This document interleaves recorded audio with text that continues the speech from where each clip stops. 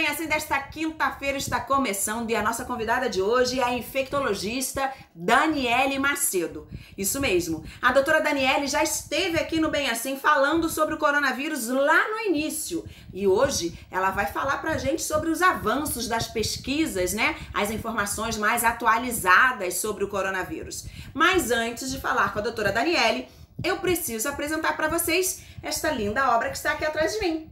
Linda, não é? Pois é, ela é do Miranda. Novamente, o Miranda está aqui com a gente no quadro Artista na Tela do Bem Assim. E eu preciso, antes de apresentar a tela do Miranda, falar uma coisa muito importante para vocês, que é a inscrição no canal. Eu preciso que vocês façam a inscrição. Você sabe que 70% do nosso público ainda não é inscrito?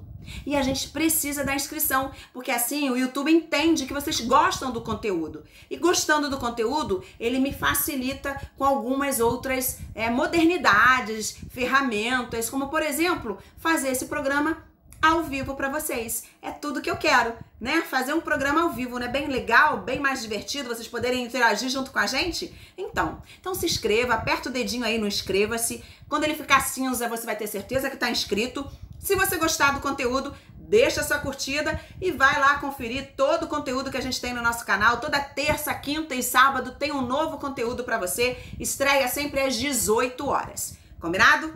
Agora sim, vamos lá. Saber um pouquinho mais sobre essa telinha que está aqui atrás? Adalberto Cabral de Miranda nasceu em Recife e estudou desenho artístico na Escola Técnica do Recife por 7 anos. Sua paixão pela arte começou aos 5 anos de idade. Em 1958, começou a pintar óleos sobre tela. Veio para o Rio em 1968, onde trabalhou como programador visual em várias editoras. É morador de Guaba Grande há 18 anos. Miranda costuma trabalhar com o impressionismo, mas a pandemia o inspirou a experimentar o cubismo. Esta é a sua segunda obra exposta no Artista na Tela. E o cubismo foi a técnica utilizada nesta obra inspirada em Picasso, conhecido como cofundador do cubismo. Miranda intitulou esta obra de Don't Cry, Não Chore. Agora sim, vamos lá. Olá, doutora Daniele, muito obrigada pela sua presença mais uma vez aqui no Bem Assim, só que agora de um bate-papo à distância, né? Você esteve já aqui no Bem Assim lá em 4 de março, num programa ao vivo no estúdio, quando a gente estava no início do coronavírus aqui, da Covid-19 aqui no país, né? E aí você trouxe algumas informações, mas com o decorrer do tempo nós tivemos mais informações mais atualizadas, né? De acordo com as pesquisas, de acordo com as características da doença. E eu queria que a gente começasse o nosso assunto falando exatamente sobre esses avanços. Quais são as informações que você tem para passar para a gente hoje com o avanço do coronavírus, né? Nas informações, nas pesquisas, para deixar a gente mais atualizado. Oi, Andréia, obrigada pela oportunidade de novo de estar conversando com vocês um pouquinho aqui. Bom, o coronavírus ele continua sendo uma doença nova. Se a gente pensar que a epidemia começou, a gente passou a ter informações sobre a doença no dia 31 de dezembro de 2019, a gente ainda está em agosto, então assim, ainda é uma doença nova. E a gente percebe que muita coisa que foi falada no começo da pandemia, assim, já caiu por terra, assim como alguma coisa que eu possa estar falando hoje, daqui a alguns meses, daqui a uma semana, pode não ter mais sentido nenhum. Mas a gente descobriu bastante coisa sobre a doença, né? A gente descobriu sobre o vírus, como ele age no organismo, alguns órgãos que ele tem preferência por agredir, a gente já descobriu alguns fatores de risco, a gente já tem um número maior de sintomas que a gente consegue atribuir ao coronavírus. É uma grande diferença que a gente tem em relação ao que a gente sabia no começo. Por exemplo, é que no começo a gente recomendava ninguém usar máscara, não precisava, só profissional da área de saúde, e hoje em dia a gente já tem a percepção de que se as pessoas usarem máscaras, por exemplo, a gente diminui o risco de contaminar outras pessoas. A gente descobriu muitos fatores de risco, né? Obesidade, diabetes, hipertensão arterial, doenças cardíacas, doença pulmonar crônica, asma grave. Então, são várias coisas que foram entrando no rol de conhecimentos que tentam dar um norte para para o médico quando tem contato com algum paciente com quadro suspeito de coronavírus. Uma das coisas que a gente falava no início da pandemia era assim, só procure o médico se tiver com muita falta de ar. Hoje em dia isso é um absurdo, porque a gente já percebeu que a doença começa a agredir o organismo cedo. Então, se o paciente tiver algum sintoma, tipo dor de garganta, diarreia, alteração no sabor, no cheiro dos alimentos, se tiver sintoma intestinal, uma diarreia, uma dor de cabeça muito forte, ele deve procurar o médico para ser orientado, para saber se realmente aquilo pode ser coronavírus ou não. Então, assim, apesar de ainda ser tudo muito novo, algumas coisas a gente já sabe bem melhor do que a gente sabia coisa de 6 meses atrás. Nossa, mas são muitos sintomas diferentes, né? E mesmo com todas essas informações atualizadas, ainda falta muito a aprender pra gente conhecer de fato o coronavírus. Mas graças a Deus a gente já tem aí vacinas sendo testadas aqui no Brasil, né? Eu queria que você explicasse pra gente qual o tempo necessário para aprovação de uma vacina para que ela seja eficaz sem que traga nenhum risco para a população. E também queria que você dissesse pra gente se você já tem algum conhecimento de quando essa vacina será aplicada na população, em todos os brasileiros, né? Se você já tem uma data aí para poder dizer pra gente, deixar a gente assim um pouco mais tranquilizado.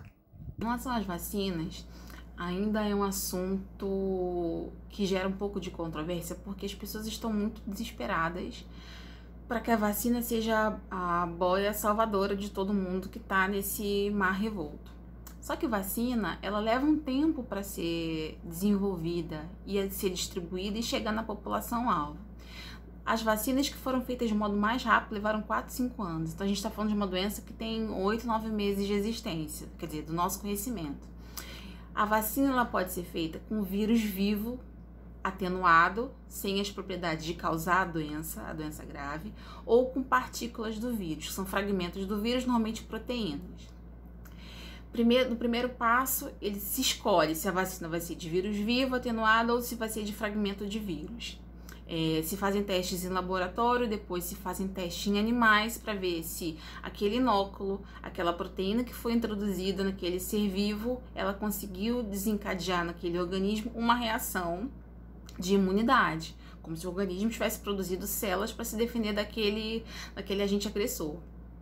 Quando no teste animal se vê que funcionou, se parte para os testes em humanos, normalmente grupos pequenos de pessoas saudáveis.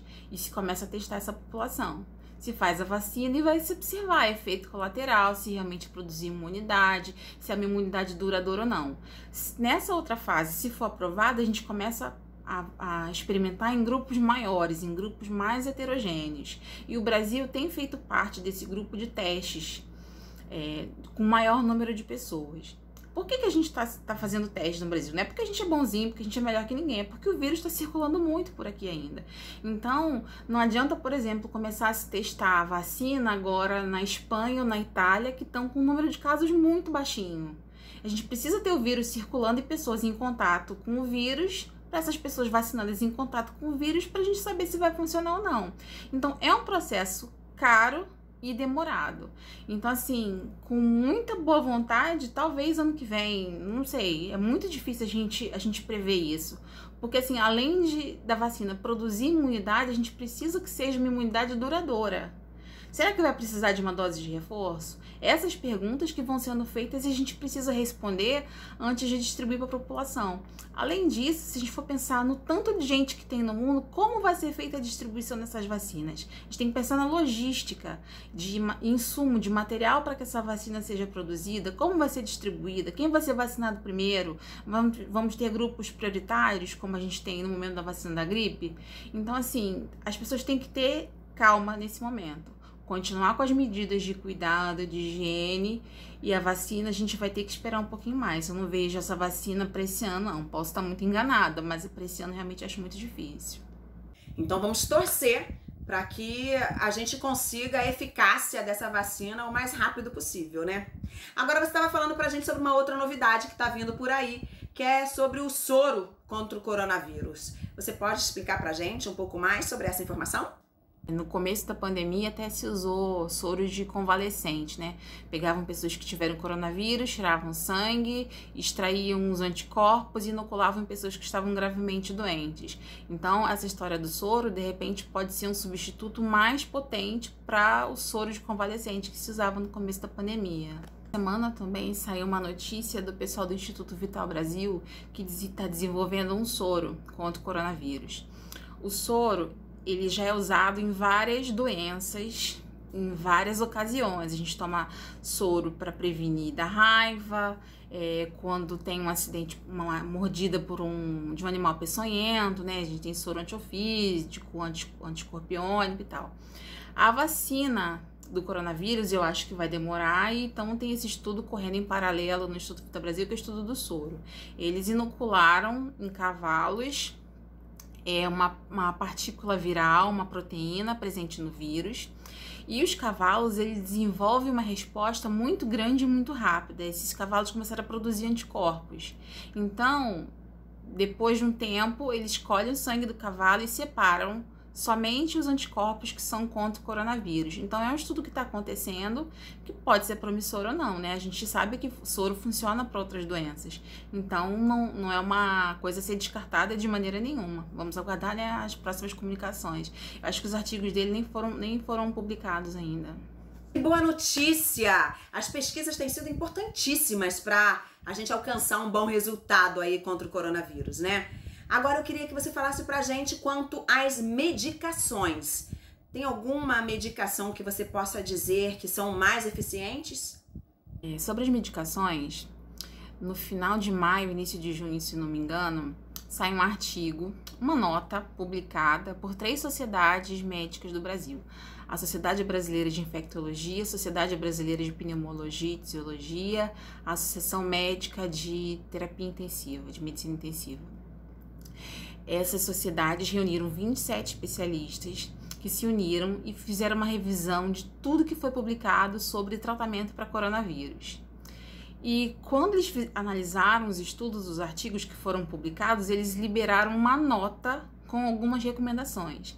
E nessas recomendações, eles não indicam o uso de hidroxicloroquina ou cloroquina, azitromicina, corticoide para paciente não grave, anticoagulante para pacientes de um modo geral. Então, as sociedades hoje não recomendam nenhuma medicação. Por quê? Os estudos até agora não mostraram que tenha nada efetivo no combate ao coronavírus. Dependendo do estágio que o paciente estiver da doença, se ele tiver desenvolvido uma sepse, tiver internado, se ele tiver desenvolvido a síndrome da angústia respiratória grave, ele pode se beneficiar eventualmente de corticoide em algum momento, de anticoagulante em algum momento, porque a gente já sabe que o vírus pode levar a alguma alteração de coagulação, mas não são medicações a serem feitas na população em geral.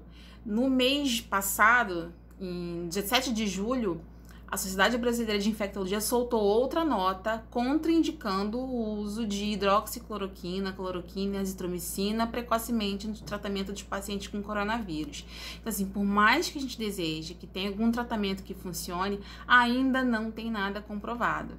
Então, eu acho que sim, se a pessoa tem sintomas, ela tem que procurar o médico, ela vai conversar com o médico, tentar descobrir qual é o estágio que ela tá e ver o que pode ser feito naquele momento, né?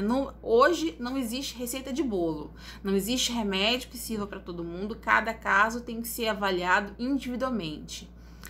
O médico, ele não é obrigado a prescrever nenhuma dessas medicações, ele também não está proibido de prescrever qualquer uma dessas medicações. Então, se o paciente tiver sintoma, ele tem que procurar o médico, ele vai ser avaliado. Agora, oficialmente, as sociedades realmente não recomendam de acordo com o que foi avaliado até agora nesses estudos científicos. Fica a dica, né? A automedicação é super perigoso. Só use alguma medicação com receita médica e sempre antes passe pelo médico para saber qual a medicação correta que você deve tomar. Nunca se automedique. Por favor, gente. Agora eu queria que você falasse pra gente sobre uma notícia que está acontecendo sobre os pesquisadores, né? Eles têm pesquisado e estão analisando a possibilidade de alguns contaminados terem sequelas após, né, o contágio do coronavírus. Você pode explicar pra gente quais alterações podem ser essas que os contaminados podem ter? Os pacientes com coronavírus, os sintomas que a gente já chama de clássicos, que são os comuns, a gente já tem um conhecimento maior deles. Só que o que a gente está observando agora são os pacientes que depois que se recuperam da infecção, continuam ainda por algum tempo com alguns sintomas. Tem alguns pacientes que têm uma dor de cabeça importante que não fica por bastante tempo. Outros pacientes continuam com uma dor nas costas, uma fraqueza, um cansaço. Então, tá se estudando ver se fica alguma sequela pulmonar, algum comprometimento pulmonar, se deixa alguma cicatriz. Então, é possível que nos próximos meses a gente comece a ter isso mais claro, o que realmente ficou do pós-coronavírus e o que pode ser atribuído a uma sequela, digamos assim. Mas por enquanto ainda não tem nada muito certo. Isso, e como o coronavírus é uma situação nova, nós temos que ter muito cuidado com as informações que chegam até a gente, para que a gente não saia espalhando aí informações falsas, né? As chamadas fake news. É preciso ter muito cuidado. Agora, falando em cuidado, quais os cuidados que nós devemos ter ao sair de casa? Em relação aos cuidados, apesar da gente vir observando, especialmente aqui no Rio de Janeiro, uma diminuição do número de casos diariamente, houve uma diminuição do número de mortes por dia, ainda que haja flexibilização, isso não significa que a pandemia deixou de existir, que o vírus deixou de existir, ou que é hora de todo mundo ir para a rua junto ao mesmo tempo, né? Então, 4 coisas têm que ser mantidas indefinidamente, porque a gente não sabe quando isso vai acabar. Primeiro, distanciamento social. A gente pode fazer o que a gente quiser, mas a gente tem que pensar se realmente é a hora da gente fazer isso ou não. Poder a gente pode, mas talvez não seja prudente. É hora de você ir numa festa com 20, 30 pessoas? Ou de você abrir a sua casa para uma comemoração que vai receber 20 amigos, pessoas próximas que você ama? Então, assim, é hora da gente começar a pensar nisso. Viver trancafiado esses meses foi muito difícil, mas a gente tem que ser prudente e continuar mantendo um certo distanciamento social, especialmente pessoas que são grupo de risco ou que convivem com pessoas que são do grupo de risco, né? Um segundo ponto é a etiqueta respiratória. Continuar o uso de máscara, evitar sair de casa se estiver com sintoma respiratório e se espirrar, tossir, evitar colocar a mão na frente, procura usar um anteparo, um lenço, de preferência um lenço descartável, ou uma toalha de papel, alguma coisa parecida.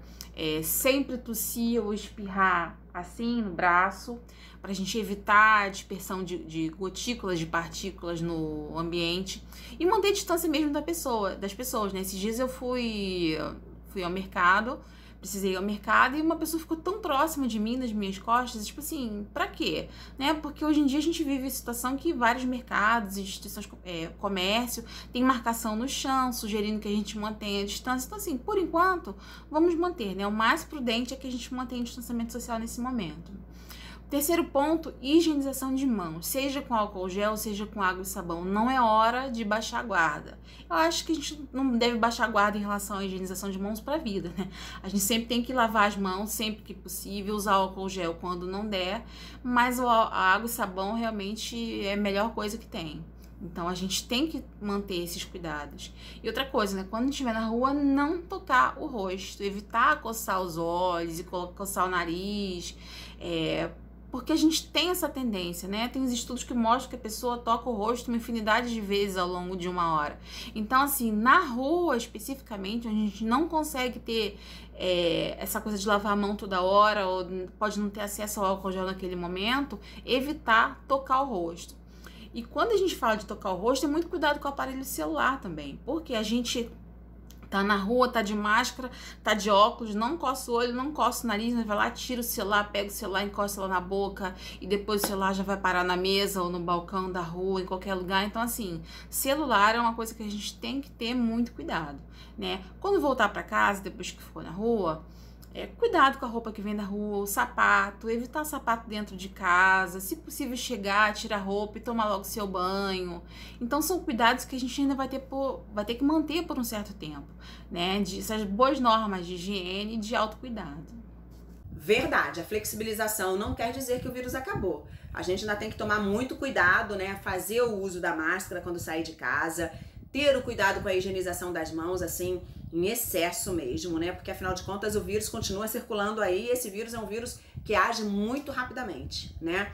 Agora eu queria que você explicasse pra gente qual o uso correto da máscara, como devemos colocar e retirar a máscara, porque a gente vê aí muitas situações, né, confusas, e talvez com uma explicação de uma infectologista as pessoas possam entender melhor e saber da importância do uso da máscara. Sobre as máscaras, quem trabalha uma jornada de 6, 8 horas por dia na rua, não pode sair com uma máscara só, porque depois de 2 horas a máscara já tá úmida, já tá molhada, já tá suja, então ela tem que ser trocada. Então o que eu recomendo é andar com um saquinho de plástico, um saquinho de papel dentro da bolsa, para depois de umas 2 horas você tira sua máscara, bota ela dentro desse saquinho, para que ele fique guardado, separado das suas outras coisas. Quando colocar a máscara, se for uma máscara limpinha, que você acabou de pegar, que lavou, você coloca no seu rosto, sempre prende atrás das orelhas, ajusta bem no nariz, para que não tenha escape do ar, e evitar ao máximo tocar, durante o período que você tiver de máscara, especialmente se você estiver na rua. Se for precisar tirar a máscara na rua, limpa a mão com ou água e sabão ou com álcool gel, e retira a máscara sempre pela parte de trás, sempre pelas orelhas. Evitar colocar a máscara e ficar colocando a mão toda hora, a mão em cima, ficar ajeitando a máscara toda hora. A gente anda na rua e fica apavorada, porque é máscara que fica embaixo do nariz, que cobre a boca, máscara no queixo, máscara na testa. Então assim, a máscara, se ela não estiver sob o nariz, ela não tem serventia nenhuma. Só que ela não pode ficar sendo tocada a todo momento. Então, assim, máscara, tirou, depois de limpar a mão, colocou dentro do saquinho, do envelope, o que for. A máscara não deve ficar sendo manipulada, especialmente aqui na região da frente. Se for ajeitar, tenta ajeitar sempre pelo elástico, tá? Na região das orelhas. Outra coisa que eu acho válida também, sim, eu tô de colar porque eu tô em casa. Brinco com máscara. É complicado. Mulher ainda tem o hábito de ficar ajeitando a tarraxinha do brinco toda hora. Então, assim, se puder evitar adornos na rua, eu acho válido. Porque, assim, por exemplo, eu tô de relógio, mas eu tô dentro de casa. Quando você tá de relógio na rua, como é que você vai higienizar a sua mão até o punho? É difícil, você vai tirar o relógio, aí você lava a mão. Aí esse relógio que tava sujo, você já roçou ele no balcão, no supermercado, onde quer que seja do seu trabalho. Aí você coloca ele de novo. Se ele tá contaminado, ele contaminou de novo o seu pulso e a sua mão. Então, assim, no momento, eu acho ideal evitar o uso de adornos ou de adornos em excesso. E mulheres, muito cuidado com brinco também. Lembrado o uso dos adornos, né? Eu tô usando aqui um brinco, mas é porque eu também tô em casa, viu, doutora? Realmente a gente tem que ter muito cuidado, porque saindo às ruas, né, a gente corre um grande risco de se contaminar por conta do uso dos adornos, dos relógios, né? Agora, doutora, eu queria que você explicasse pra gente se você já tem uma ideia, uma noção de quando a gente vai poder se ver livre do uso das máscaras, né? E com esse cuidado de higienização das mãos tão excessivamente. Usar máscara ainda vai fazer parte da nossa rotina por muito tempo, porque a gente tem a questão da vacina, se a gente não sabe quando vai aparecer ou não, e é uma questão hoje, eu acredito que de respeito ao próximo. Eu vejo muita gente muito irritada com o uso da máscara, que não quer usar, que acha um absurdo, acha que não tem necessidade, mas quando a gente usa máscara, é uma questão da gente estar respeitando a pessoa que está próxima a nós, tá? Não é agradável, não é confortável, mas se todo mundo fizer tudo direitinho, a gente acredita que a gente vai precisar usar por menos tempo. Então, assim, eu não sou melhor que ninguém. Se eu vou na rua, eu tenho que usar máscara. E tem gente também que questiona assim, mas eu já tive coronavírus, eu tenho que continuar usando máscara? Sim, tem que continuar usando máscara. Até agora não tem nada muito claro sobre reinfecção, mas é uma possibilidade. Então, enquanto a gente não tem nada concreto, que todo mundo continue usando máscara. É uma questão de respeito, de coleguismo com quem trabalha com você. Então, eu acho que não é hora de baixar a guarda em relação a isso também. Sobre convívio social, é o que eu falei, a gente pode fazer o que a gente quiser, mas a gente tem que avaliar se realmente é válido naquele momento. Tá todo mundo com saudades, ficar longe da família, das pessoas que a gente ama, dos amigos, é muito difícil. Mas vamos pesar muito bem se é hora de baixar a guarda, de correr pro shopping, de ir pro restaurante com um grupo de 15 amigos, se é hora de dar festa, porque assim, o vírus precisa de pessoas para ele circular. Se ele tá parado, por exemplo, em cima de uma mesa e ninguém colocar a mão, ele não vai sair dali. Agora, se alguém assou o nariz, estava contaminado, botou a mão na mesa e vem o outro, coloca a mão na mesa e o vírus vai se espalhando. Então, assim, o vírus precisa de pessoas. Pessoas espirrando, pessoas tossindo. Quanto mais pessoas junto de você, maior é o risco de haver alguma contaminação. Então, não é recomendado no momento, apesar de estar liberado várias coisas aí no shopping, no mercado, enfim, que todo mundo faça isso junto ao mesmo tempo. Porque assim, 5 pessoas é uma coisa, 10, 15, 20, você já vai aumentando a quantidade. Se for num ambiente fechado, todo mundo respirando aquele ar, é mais complicado ainda. Isso aí. Respeito é a palavra-chave para esse momento, né? Respeitar a sua vida, respeitar ao próximo. Nós temos que nos manter ainda evitando aglomerações, tendo cuidado com a higienização, fazendo uso da máscara, enquanto esse vírus estiver por aí, né, contaminando todo mundo. Mas isso tudo vai passar, né? É só a gente manter a calma, ter esses cuidados, ter esse respeito com a nossa vida, com a vida do outro, que a gente vai conseguir passar por isso o mais rapidamente possível. Doutora, muito obrigada pela sua presença mais uma vez aqui no Bem Assim. É sempre muito proveitosa e muito esclarecedora. Eu tô muito feliz de você ter aceito esse bate-papo à distância, né? Onde a gente consegue aqui passar a informação para o público do Bem Assim. Obrigada, muitíssimo, muitíssimo obrigada, ok? Infelizmente, né, já tá acabando, Bem Assim, tá terminando o nosso bate-papo de hoje, mas eu fico aqui mais uma vez para lembrar a vocês de fazer a sua inscrição no canal.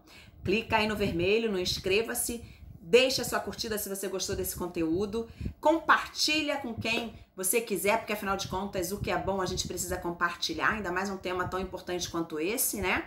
Com tantas explicações aí, tantas informações úteis. Então você compartilhe com quem você quiser e eu quero convidar você para conhecer os nossos conteúdos, né? São vários conteúdos, né? São conteúdos diferenciados. Nós temos no sábado agora a leitura do livro Qualidades Adormecidas, ABC das Qualidades no Momento Literário. A virtude deste sábado será pureza, uma das qualidades do livro. Eu espero você e lembro também a você que nós temos um sorteio. Você pode ganhar um exemplar do Qualidades Adormecidas aí, direto na sua casa. Vai ficar de fora desse sorteio? Não, né? Então vem no sábado que eu conto isso pra você. Sempre às 18 horas. Na terça-feira nós temos o Vamos Brincar. Essa semana será com a Maratona em Família. Uma brincadeira que nós criamos aqui em casa, Miguel e eu. Miguel teve a ideia da brincadeira e aí eu dei uma adaptaçãozinha nela e é bem divertida, você vai gostar. E você pode fazer a sua própria maratona na sua casa também, tá bom? Também às 18 horas. Na quinta-feira que vem nós temos o grupo Comunidade em Cena, um grupo de teatro lá de Salvador e eles vão apresentar pra gente o Star Kids. Espero vocês às 18 horas. Muito obrigada pela companhia de vocês. O Bem Assim vai ficando por aqui e eu agradeço muitíssimo toda a presença de vocês aqui, ok? Beijo! Até sábado, ou terça, ou quinta, ou todos os dias.